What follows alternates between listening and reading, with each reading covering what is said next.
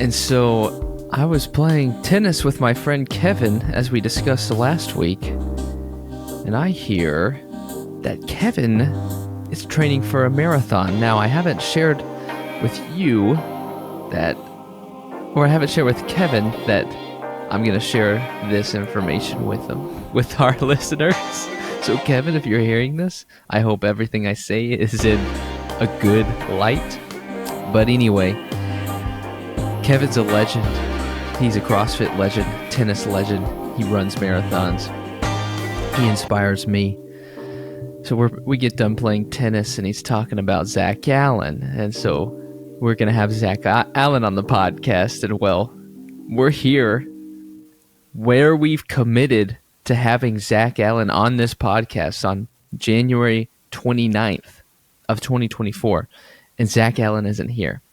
And let me first and foremost say to our listeners, one, I'm extremely sorry for everything that's happened with Zach. Is my fault. You see, he might have missed a text message and didn't really schedule it on his calendar, but I want y'all to pin the blame on me for not making him do that.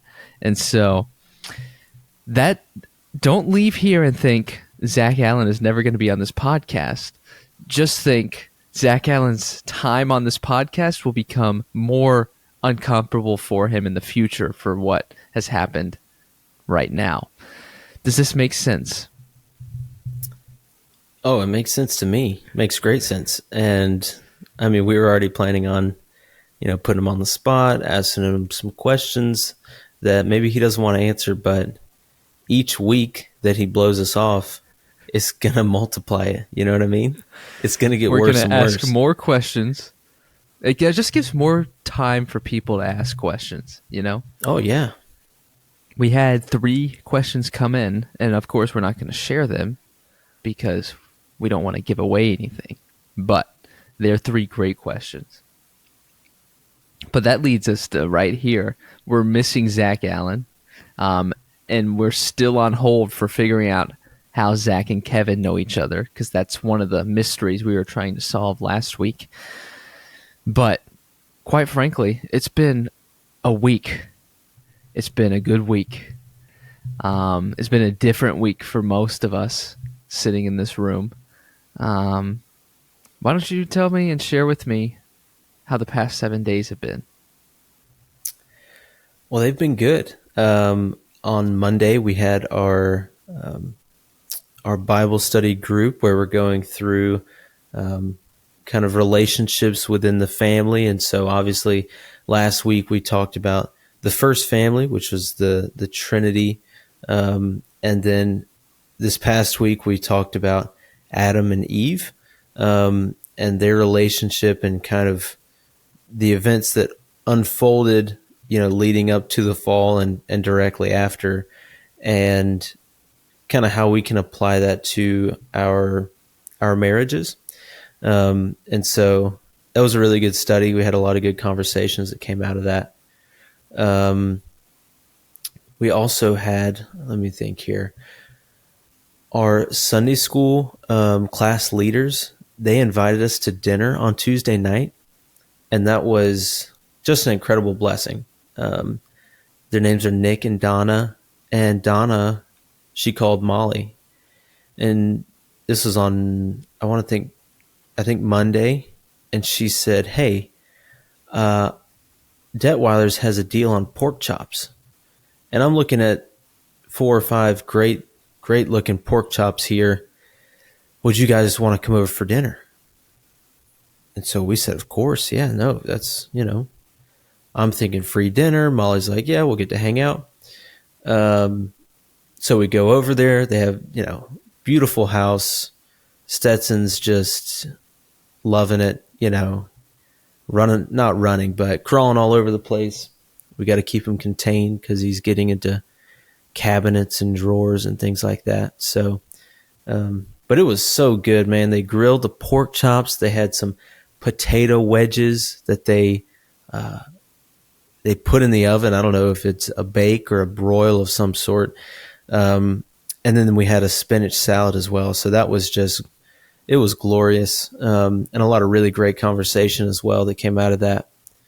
And on Thursday, I had Todd. As you know, we talked about Chalupa Batman last week. I figured you it look out. like you got something.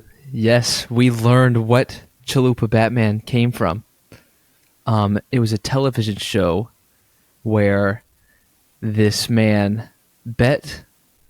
You know how people make bets and they say, I'll do this with my firstborn. I'd give my firstborn son if blank. Right. Well, this bet kind of looked like, if you don't, it's a fictional show. So it was, if you don't, let's just say, if you don't kill blank in this amount of time, or let's rephrase, if you kill blank, if you fulfill this mission in this amount of time, I will name my firstborn child Chalupa Batman. And guess what? The hitman accomplished the mission. And so the firstborn child is now named Chalupa Batman. This is just what I hear from my source, Anonymous. I was about to say, I don't know who your source is, but the Big Red Machine. He's studied up on these things. Big Red Machine. He is a wealth of knowledge, man. He's a wealth of knowledge. Well, that's great. That's great news. Me and Todd went for a walk on Thursday morning, and it was glorious, man. We went all the way to the new library and back, which is about 3.5 miles. And so, yeah, I'm looking forward to kind of getting in a good rhythm with those guys, walking or running intervals 2 times a week. So it was only our second week of doing it. And all of us have little kids, so sometimes, if they're awake, we don't want to wake up at 4:30 in the morning to go do that. So it's kind of hit or miss, but it's been really, really good whenever we do go. It's been a blessing. So, and then of course Friday, I didn't have a short day at work, but I got in early, so I got to leave early. And I packed up the truck, and as soon as Molly got off work, and as soon as Stetson got out of school, we loaded up the truck and we headed north to Gainesville. And it was really just, the whole trip was just so incredible. I don't know how you see it through your eyes, but Friday night we have dinner with Jesse Dieterle, Lucas and Hadley, the whole crew, and you were there as well. That was just, what a blessing just to start off the weekend that way. I was late, so I walk in and y'all are all eating pie. I didn't know if y'all ate dinner or not, or if y'all were just eating pie for dinner, So I sit down. I would eat pie for dinner for sure. Oh, especially this pie. I think it was Hadley made it. Shout out Hadley. She made it. I think it was an Oreo mud pie, maybe something like that. It was like chocolate pudding, whipped cream, and chocolate crumbles. Yeah, like an Oreo mud pie. It was chocolate pudding, whipped cream, and some like chocolate crumbles. But yeah, it was. And then Friday night, me and Jesse hung out for a bit when everyone left, and we finally got to spend some alone time together. So that was really great. And then Saturday, I don't want to take up, the whole weekend because we were doing a lot of it together, and it's a shame we didn't do the live podcast together. We probably could have, but, we thought Zach was going to be on here, and here we are late on Sunday night. No Zach. Big missed opportunity by the bearded man, but that's all I'll say about for the week. I'll leave you with some of the other activities that we went through. I don't want your week to sound boring. I don't want to take all the fun stuff out of it. So, well, I'll be honest. It was a boring-ish week, but I wanted to ask, Your Monday group you talked about last time was the family. Remind me what you talked about this week. Family being the Trinity. Yeah, that was week this 1. Week? This past week was Adam and Eve. What were some main points from that? I would say one of my biggest takeaways was that you notice whenever Eve is talking with the serpent, it says like, and Eve was alone and the serpent came up and talked with her. And they really kind of honed in on the beginning phrase of like, and Eve was alone. And so they kind of drew the comparison to like, look, if you and your spouse aren't on the same page, if you're not watching each other's backs, like you have blind spots, and it's those blind spots that, Satan can come in and exploit those, and obviously, try to ruin your marriage, your family, whatever it may be, because he's only here to, kill, steal, and destroy. Essentially, that's his purpose. But yeah, it was that was probably one of the bigger takeaways. But I mean, it was really just the whole story of the fall and a little bit after it as well, and kind of how Satan squirms into our relationships and how we can prevent that. Yeah, that's a beautiful reminder. Thanks for sharing.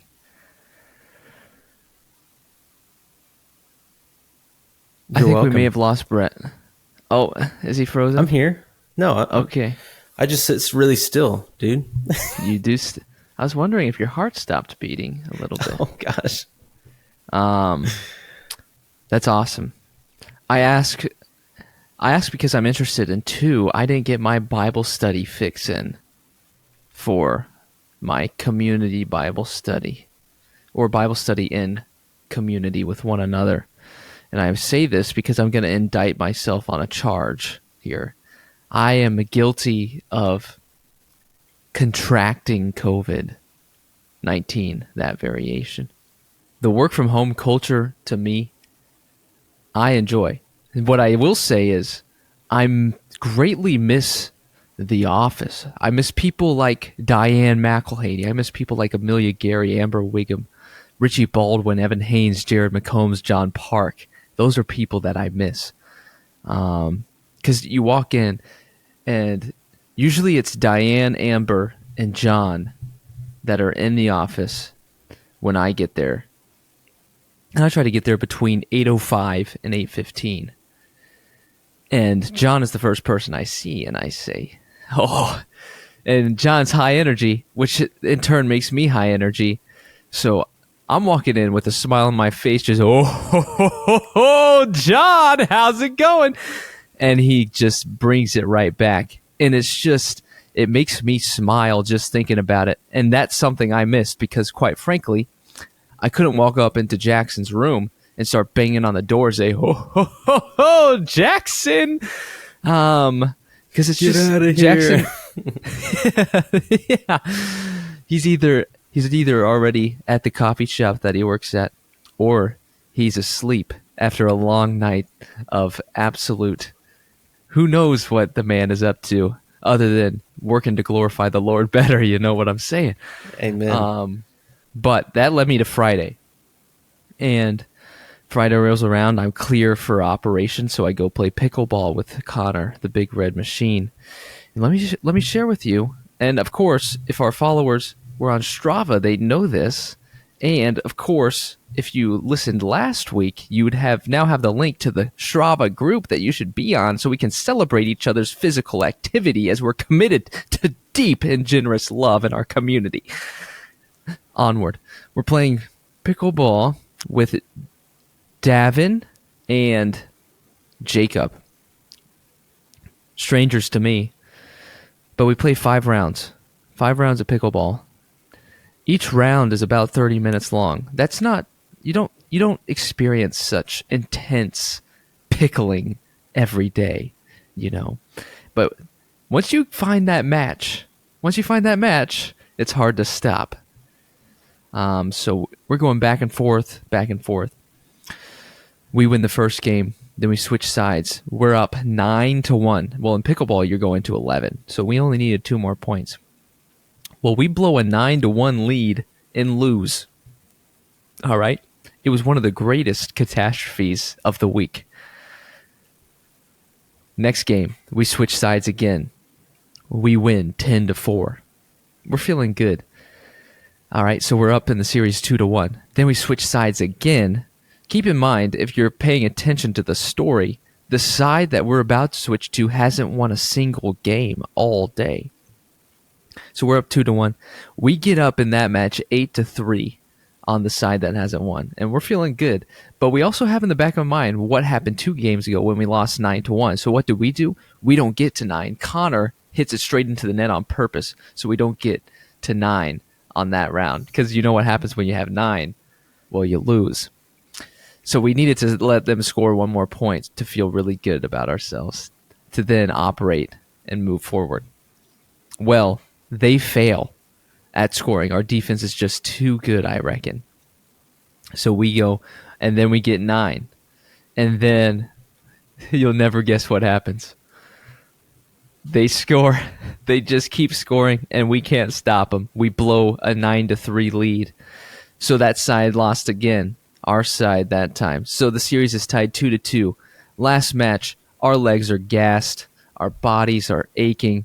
But it's all in order. It's all coming to fruition when this last game occurs. And it's a neck-to-neck game. I mean, 2-1, 2-2, 3-2, 3-3, 4-3, 5-3, 6-3, 6-4, 6-5, that kind of thing. Mm-hmm. So, neck and neck the whole time. Well, we're on the side that hasn't lost a game all day. And what happens? We win. So we won the series 3-2, but we also blew 2 9-1 and 9-3 leads. But I think that is just, it was honestly an incredible time, and I would highly recommend if you're out in the pickling community, or if you're out in the community and you see pickling going on, I would consider getting a pickle, finding a pickle to pickle, finding a paddle to pickle. I'm trying to do a little alliteration here, but quite frankly, we were up, 3 a.m. we got up to go on a 25-mile walk. So yeah, it's been quite the day. Anyway, that was a long-winded story, and I hope we're all excited. I hope we're all following along, because it was just fun. Anyway, onward. Friday night rolls around. You've already shared with us. The dinner was great. Jesse Dieterle, the guy who threw his golf club 35 yards in the air, he cooked chicken and he made potatoes. And my, oh my, I'm not a fan of potatoes normally, but let me tell you something about these potatoes. They were excellent. Then we had that Oreo pie, of course, the mud pie as they call it.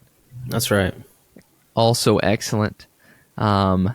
Saturday rolls around. Upward comes to full fruition. Well, Friday I get a text. Friday night it says, "Hey, coach, I won't say his name, but one of your players broke his finger.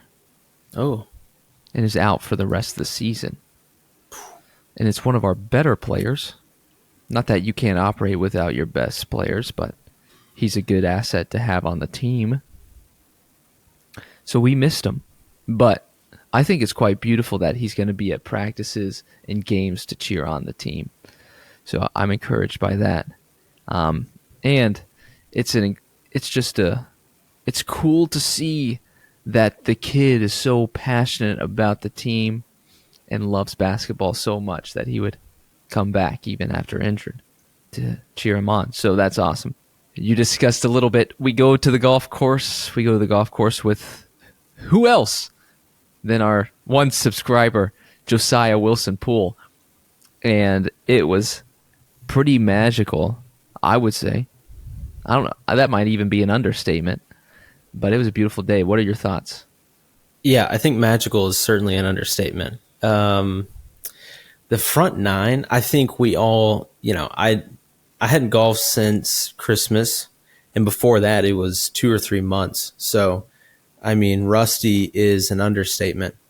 And we all go out there and we say, look, breakfast ball on the first hole, totally acceptable.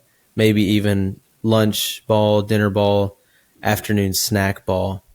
But we all hit our drives in the dang fairway, or at least close to it. So we're off to a hot start. I think I end up bogeying. I think we all I think I bogeyed it. I think Josiah parred it. I don't know what you did. But we all got off to a good start. And really the whole front nine, things were just falling in place. We were playing pretty decently. Josiah had 3 different eagle putts.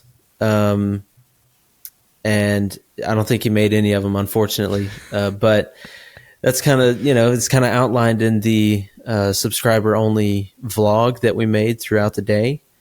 That was just, it was so fun. Just kind of capturing all that on video, kind of getting Josiah's take. He tried out the Cuban sandwich at the turn, and he looked like he was loving it. Every time I look over at his cart, he's cruising down the fairway with a dang Cuban cut on the diagonal just sticking out of his mouth, So that was fun. I'm trying to think what else. Oh, we had these 2 guys playing behind us. Do you want to tell the story of the 2 fellas that were playing behind us when we, the 3 of us, we're mature golfers. If we've got singles, we're a threesome, and we've got a single behind us. Obviously, they're going to play faster, right? So we did what every respectable golfer would do, and I'll let you kind of take the story from there. Oh yeah. So this was hole 7. I believe. And, excuse me, it was hole 6. So we let the first guy go through. There were 2 singles behind us. We let the first guy go through, and then we see another single after him. Well, the first guy, he's fine. He said, appreciate it. Appreciate me letting you play through. Appreciate you letting me play through, is what he said to us. He hits his drive. Can't find it. Drops in the middle of the fairway. Simple enough. Continue on. And didn't even really look either. Yeah. It was like the drive was a hard slice. He drives up to the middle of the fairway, tosses the ball out, and hits it again. I'm like, this is the pace that we love. Yeah. Hey, you pay to play. You just do whatever you want. That's right. So the next guy walks up. You can just sense that he's a little less social, but certainly not to the extent of which the practical and real side came through. And so we say, hey man, you can play through. And he just looks straight at us and then gets on the tee box and he hits his ball. It's an absolute moonshot. Probably 125 yards in the air and 75 yards away from the tee box. And as he's driving away, we say, have a good round, good rest of your round. Didn't even look at us, didn't say a word. Nothing. And I just want to, quite frankly, I want to clear something up for our golfers. And it reminds me of Manolo Teaches Golf, if anybody has ever watched that channel. He is in Miami, and he's teaching beginner players how to have etiquette on the course. Well, one of the things that is highly etiquette, not just in golf, but outside of golf in real life, is acknowledging the presence of people. I think that is a beautiful, beautiful way to reflect the goodness of the Lord. Now, if you're listening to this and not a believer in the Lord as your Savior, that is, I still believe acknowledging people's presence is great practice. But anyway, when you're on the golf course, it is a generous thing to do to let people play through. It's not required. So if we wanted to be those people, he could have just waited behind us for the rest of the day. Quite frankly, however, we are not those people. In fact, I seek to be the opposite of those people. So 3 words that have been on my mind for the past 3 days, funny enough, is all is vanity. All right? What does that actually mean? Well, you have to kind of finish that sentence. I only gave you 3 words. But all is vanity under the sun. So that's 6 words. Well, where's the sun? Quite frankly, the sun in this reference is the earth. Under the sun. Well, what's under the sun? The earth. Oh, okay. However, okay. That makes sense. The sun, if my science is correct, the sun isn't always above the earth because the earth is not flat. Or it's in the shape of a pizza, I believe. Right. Yeah. We live in a 3-dimensional world, so it's kind of all over the place, really. Yeah. So at the end of the day, we're not here to hold up this guy who's behind us. I mean, he may have a family to go to. He may have just been broken up with by his girlfriend and just going to try to play golf, get his mind off things. He may have just hit a deer with a golf ball on his drive, and he was a fan of wildlife, and the deer died, and he was disappointed in himself. So we don't want to assume that everything is just fine and dandy in his life. But at the same time, as far as golf etiquette goes, saying, thanks for letting me play through would be a great conversation starter. But again, I'm not here to down the guy. I actually, quite frankly, I hope if he's going through something quite traumatic, that golf experience was quite healing for his journey. But those are my thoughts. Just the general etiquette of, hey, let people play through, and if you're being played through, say thank you. Simple as that. Yeah. I agree with all your statements. I don't know how healing the experience was whenever your drive looks like a pure gap wedge, but that's neither here nor there. So, but I think when you've got an audience, it's not about the numbers, it's about the ratios. But in this case, when you've got 3 people watching you that you didn't ask to watch you, you know what I mean? Granted, we were doing him a favor. We were pausing our round so that he could continue on and not have to wait behind us. But yeah, when you moonshot it like that off the tee box with your driver, and then you go up there and you have to hit your second shot from the women's tees, it's not a good feeling. But he drove up there and he hit it quick. He was trying to get out of our line of sight as fast as possible. So I appreciate that. Because I don't not want to watch the guy play.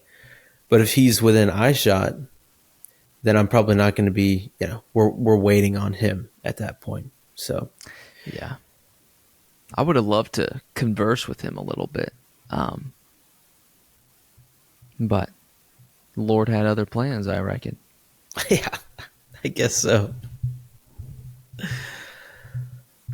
Oh, I'm trying to think what, if anything else crazy happened while we were golfing. Not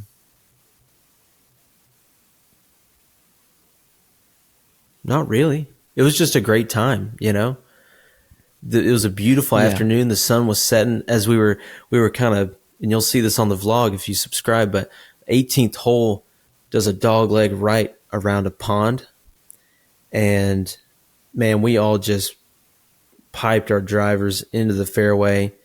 It was glorious. And then we've got our approach shot kind of into the sunset. It was really very picturesque. So, and it's shot on, Bo, I don't know what version of the iPhone you have, but that's pretty much like a Hollywood grade camera there. Yeah, the iPhone that we're using has been made to create movies in Hollywood, so it's no, we're not lacking for resources. We're not lacking for quality, Mm. um, because of the deep and generous financial love that our listeners have given us through the purchasing of merchandise and our one subscriber. We've been able to afford brand new iPhones for us to make videos with. But I will say, in one of those videos, you're gonna find a video where Brett nearly drains a hole in one. And I don't want to talk too much because I want to leave you on the edge of your seat. And quite frankly, I'm on the edge of my seat. But if I had to say one reason to get this subscription, just one time, you can cancel it, would be to watch this near hole in one experience, because it's just special. And I get emotional just thinking about it right now. Yeah, look, I mean, we were rattling some pins, so to speak, and that one, it was a close one. And really, if we hadn't said anything, obviously no one would have watched it. But you're kind of on the edge of your seat, and you see it. I landed 7 yards past, but I have an incredible amount of backspin on the ball, and it works its way back, hits the pin, and unfortunately doesn't drop because I had so much backspin on it. That's actually something I'm working to. Now they have no reason to go watch it because they know exactly what happens.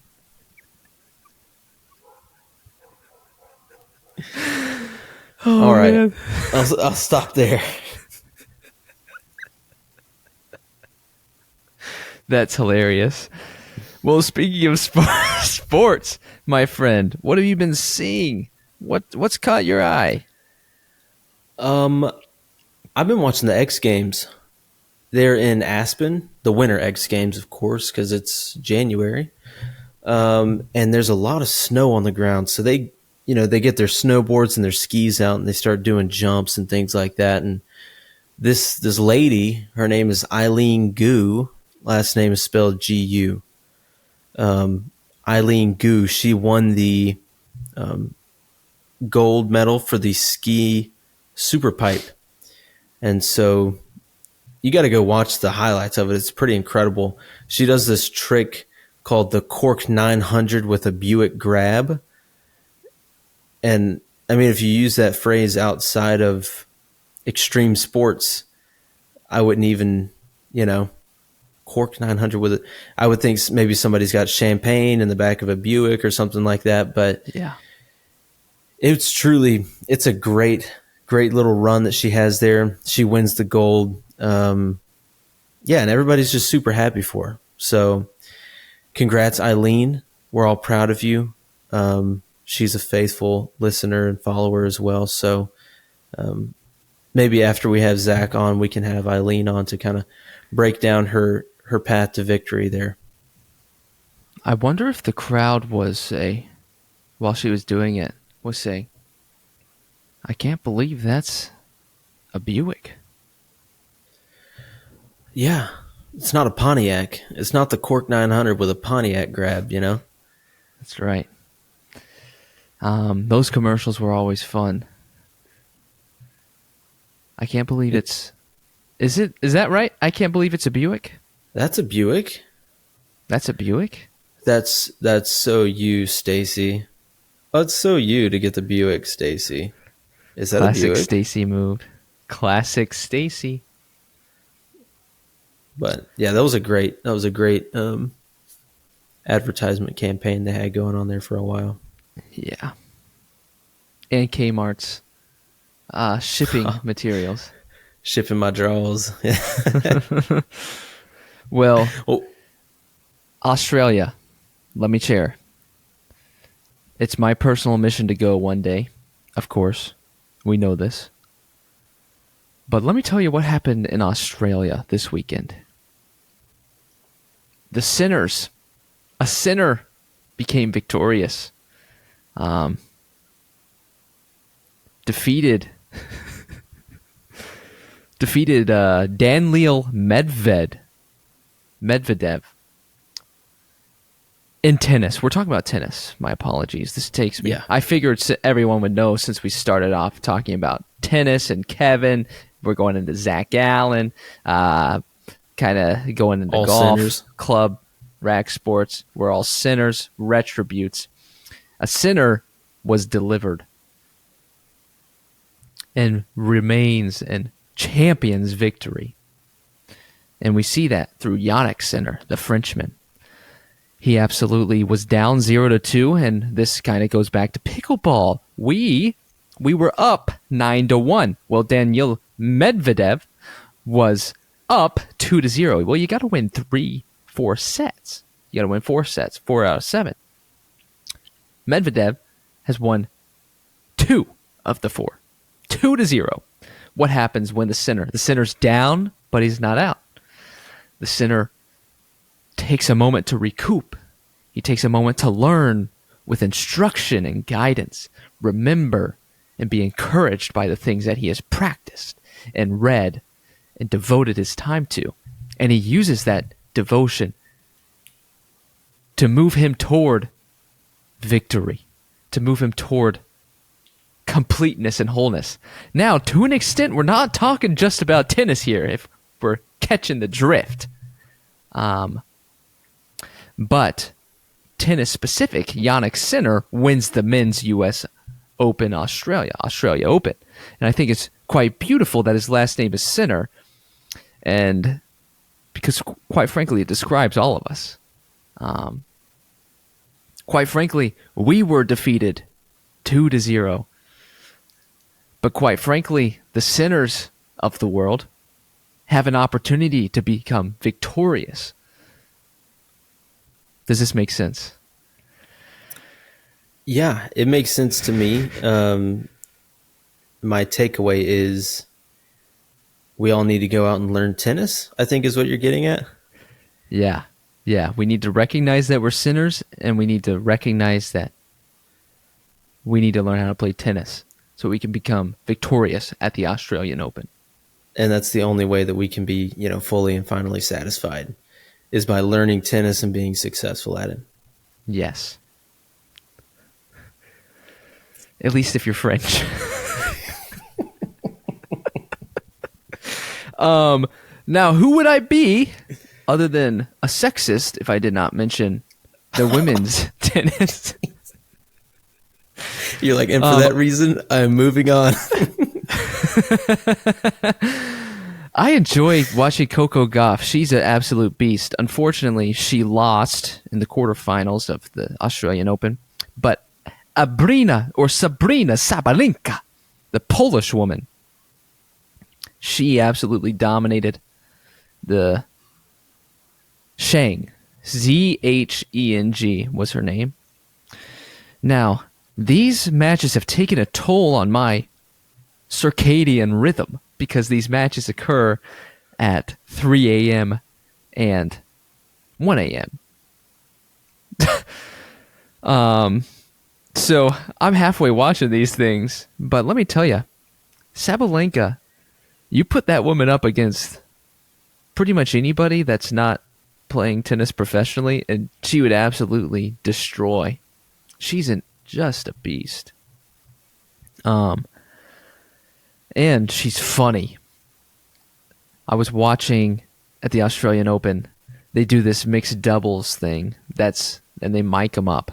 So it's fun for the interaction, crowd interaction. Yeah, that's fun. It adds a little flair and spice to the game of tennis, if you know what I'm saying. So Djokovic, the Joker, Novak, and Sabrina Sabalenka, they were together on a team. And their chemistry was just phenomenal. Quite frankly, I don't know if they're married to spouses of their own or if they're looking to mingle, but I think they'd make a great and powerful couple. But they could be happily married. I have no idea. I haven't got on the Wikipedia, as they say, and go search Novak Djokovic, wife, Sabrina Sabalenka, husband. I just search great at tennis. Sinner. Right. Sinner. But I just want to congratulate the Frenchman and the Polish woman on their successful victories. It was fun to watch, and I appreciate you providing the world entertainment. Keep up the work. Well, that's incredible. Great word there about the Frenchman and the Polish woman. I think it's Polish. I think that's how you say that ethnicity, but I don't know if it is or not. What I do know, it is. Okay. What I do know is that Valentine's Day is coming up, and we wanted to just we wanted to touch on some things because we've looked at the demographics, okay? And we have some men that watch the show. I won't say it's the majority. I think the majority of it is women watching to see Bo probably. But we want to, put a word out there for all the guys on some things that you shouldn't do for Valentine's Day. And by process of elimination, hopefully, you can, do some things that are good for Valentine's Day, if that makes sense. That's my roundabout way of saying it. So, Bo, what is something that you would steer clear of on Valentine's Day with everything in your being? Yeah, so with everything in my being, I would steer clear on Valentine's Day. And this is the context that you're celebrating Valentine's Day with your significant other. I would steer clear of making a dish or purchasing or providing a dish or gift that is something that she is allergic to. So think about if she's allergic to peanuts, making a peanut butter pie to show her your love is probably not the move to make. Well, that is a good word. Yeah, I mean, like Jackson, if someone brings him a dang peanut butter pie or a sycamore nut and says Happy Valentine's Day, it's not going to go over well. Because if they don't say anything, I bet he doesn't ask, hey, what's in this pie? I bet he just eats around and finds out, I think that's how the saying goes. But my number one thing that you shouldn't do on Valentine's Day is forget that it's Valentine's Day. I have a bad habit of just, you take it one day at a time. And when you put your head down like that, a lot of times you don't pick it up and say, oh wow, we're almost, oh geez, January is almost over. That means Valentine's Day is coming up. I don't think that way. So you can avoid this by putting reminders in your phone, just like 7 or 8 reminders every other day. Hey, Valentine's Day is coming soon. Make sure you prepare. That's probably the best way to avoid it. But you really just don't want to forget because it's not going to end up well for anybody. Yeah, I'd say that's probably good practice. Another one I had was when it's Valentine's Day and you reach out to your bride, your girlfriend, your significant other partner. You say, hey, honey, I've made plans to hang out with my friends tonight. I can order you a pizza. A heart-shaped pizza. A heart-shaped pizza. And you can spend time with the kids. Oh. Now, while I don't have a wife and I don't have children, I do know that will not lead you to greatness. Yeah, that's a fact. I could just imagine. I was laughing because I imagined, Valentine's Day, if it was on like a Saturday or something, just being like, hey, I got a 2:15 tea time with Bo and some other guys. You're good to keep Stetson that night, right? She's like, that night, what? You're going to get done at like 6, right? I'm like, nah, I got dinner plans after 2. So, I can get you a pizza how does a heart-shaped pizza sound? with nuts on it. Yeah. Insert allergen here. One thing that I would steer clear of also is Taco Bell. I mean, I'm sure there's some ladies out there that, ladies or men, I don't They know like you the people chalupa Batman. that like I mean, look, if Molly was like, hey, it's Valentine's Day, let's go to Taco Bell, I'd be like, incredible. Value menu, let's do it. But I think just the mixture of, it's not really good for you, so it doesn't make you feel good. A lot of people don't like Taco Bell. Those people are crazy, but a lot of people don't like Taco Bell. And it gives a lot of people upset tummies. And that's as far as I'll go with that description. But it's just not a good recipe for Valentine's Day, It might not lead you to living moss, one might say. Living Manos. Yeah. Well, the last thing that I have is not to let your Valentine's Day be a one-time thing. There is no need. Well, let me step back and preface this with: you're listening to a guy who has a lack of experience, but a depth of knowledge. If there ever was a thing. Yeah. So that's my expertise. But I say that because don't do these grand gestures and then just wait in 365, or if it's a leap year, 366 more days to do it again. You should view Valentine's Day as a celebration of your relationship, but that celebration shouldn't be just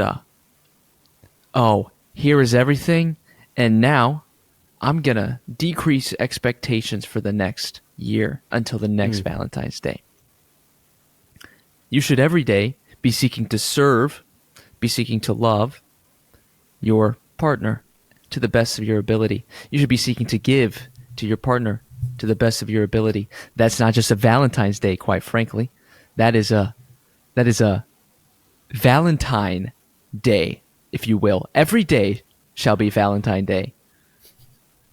However, what this thinking can lead you to, and what I fell in victim to in the past in a moment of transparency, is an idolization of your relationship and prioritization of your relationship above your relationship with the Lord. That is something not to do as well, you see. You should recognize that your relationship is a gift and falls within the umbrella of your relationship with the Lord. That's my TED Talk. Wow. I'm passionate about it a little bit. That was excellent, man. That was really something else. And I feel like my last point here kind of goes hand in hand with what you mentioned. And mine is like, don't work late. You know what I mean? Like, don't, especially if you have, I don't know why you're laughing so much. You're really just dying here. I'm not. Don't work late, because if you got dinner reservations or if you're cooking, nobody wants to be eating dinner at 9:30. You know what I mean? So you got to set those boundaries there. But also, after listening to what Bo said about not idolizing your relationship, it's got me thinking, maybe you should work late. Teach your significant other a lesson and say, look, I love you, and I'm prioritizing our relationship here, okay? And I'm making it out to be a little bit of an idol. So tonight I will be working late. And if you've got any What issues kind with of it, pizza would you like? yeah. If you got any issues with it, take it up with Bo, because he's the one that told me to do it. But yeah, I think those are some great words of advice. Bo, obviously you got a little more serious there, but that was a very true word for Valentine's Day. I wasn't planning on getting serious. The words just flew out of my mouth, and quite frankly, the scriptures say, "Wise is the one with the tame tongue." But also, quite frankly, I believe that word was from the Lord, so my tongue is tame. It was just unplanned, that's all. Well, look, you can't beat that. But again, I don't have the experience, so don't listen to me. I don't actually believe that. I believe it's scriptural, so you should listen. You're an academic. That's the thing. You know what I mean? You're the academic. You study everything, right? Big textbook guy. You wrote the book on Valentine's Day. That's right.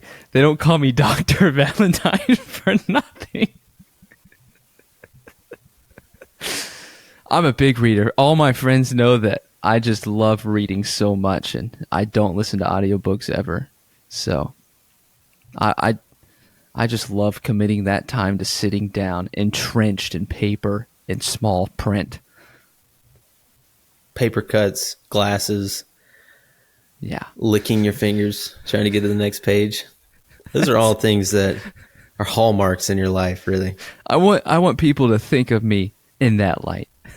Especially the licking the pointer and thumb to really get a grip on that. Page 465. I'm just imagining you in your apartment with a single lamp on, and you're there with like glasses down to the end of your nose, and there's just thousands of books stacked up around you, and you're just... I did do this once. I was reading a book on Abe Lincoln, Killing Lincoln. Bill O'Reilly. But it wasn't the big, it was not the Prodigy, the children's, the second, the picture book.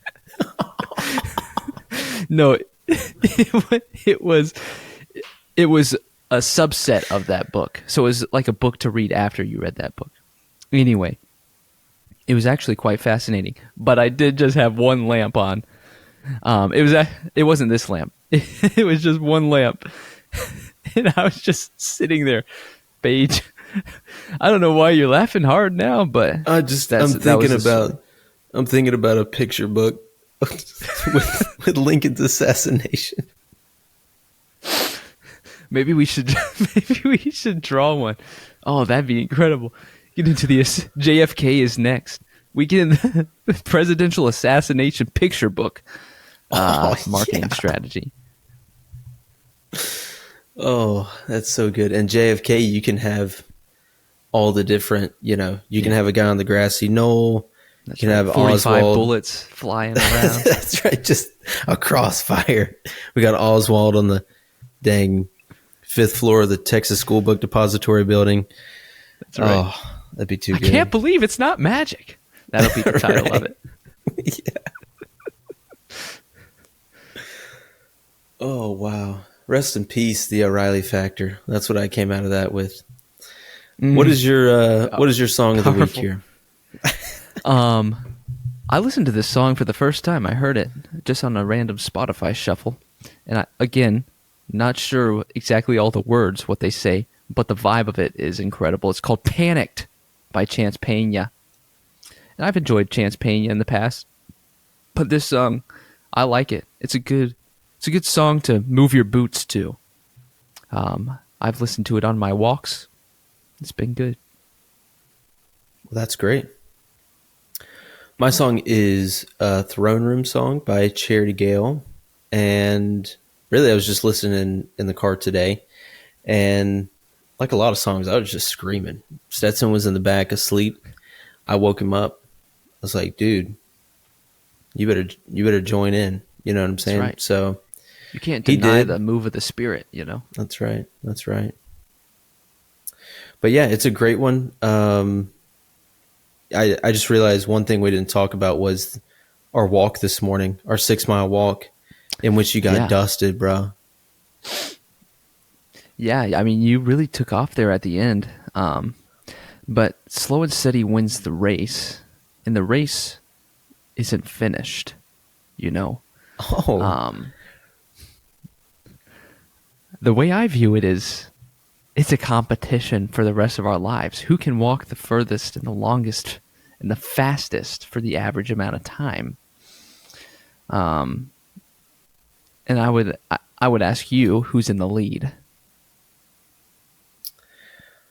well, I don't have I haven't been wearing a tracker my whole life, but I will say this morning we were about a third of the way into the walk, and I was already plotting. I was like, when we get like 100 yards from his apartment, I'm just going to absolutely blast off and dust you this did that. man. And I did it. Yeah. And I got to the door and I was huffing and puffing, and you at a steady walk came up the stairs, walked in the door, didn't say a word. And I felt like a child a little bit. Whenever you did that, you were the bigger person there. And like I said, I kind of felt like a child, but I won, and that's all I needed for the day. So You did win. Yes. And we got to talk to Justin Rayleigh, which he hasn't responded on our Strava. Again, people, you need to download Strava. I'm so excited to go on this journey with you all. I think we could really get some good groups going in Sarasota, Bradenton, and Gainesville, and there might be a Milton branch, a Fort Worth branch, a San Diego branch. You never know what might happen. yeah. So, any final thoughts for our listeners? We're doing excellent on time. I mean, we're still going to go over the hour, but looking back at our previous month, this is absolutely remarkable work. Well, I'm looking at 59 minutes, 27 seconds here, so I'll make it short and sweet. I love you all. Get the subscriber only content. It was a great time. A lot of close-ups of Josiah eating a Cuban sandwich. Can't beat it. That's awesome. I can't agree more. Get the subscriber-only content. We're going to have Zach Allen on the podcast at some point. Submit any questions you want us to ask for. And always remember, we love you deeply and generously, and we're going to see you in 7 days.